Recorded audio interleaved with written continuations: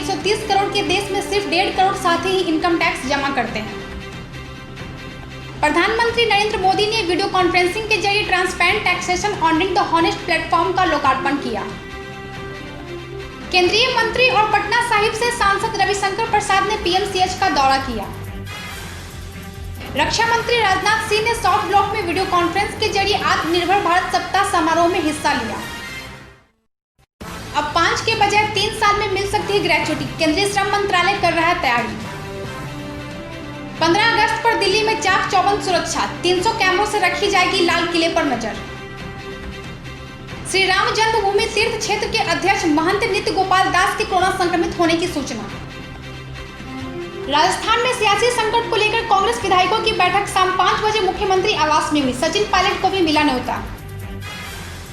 Donald Trump ने H1B ban के नियमों में दी कुछ ढील, अब कुछ शर्तों पर जा सकेंगे यूएस।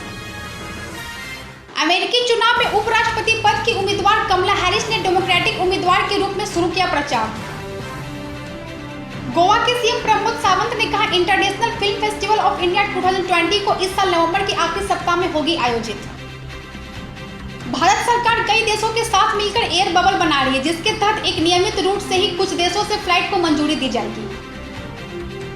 चेन्नई के पुलिस कमिश्नर का दावा, 1920 पुलिसकर्मी कोरोना वायरस से संक्रमित हुए, इनमें से 1549 कोरोना से ठीक हुए। असम के 30 जिलों में आए बाढ़ के कारण 110 लोगों की मृत्यु हुई और 56 लाख से अधिक लोग बाढ़ से प्रभावित हुए। राजद नेता तेजस्वी यादव का बड़ा बयान, केंद्र सरकार के 890 करोड़ का वित्तीय पैकेज में बिहार क्यों छूटा। कोयला वाले घरों को रोशन तो करते ही हैं, बच्चों का भविष्य भी संवारते हैं।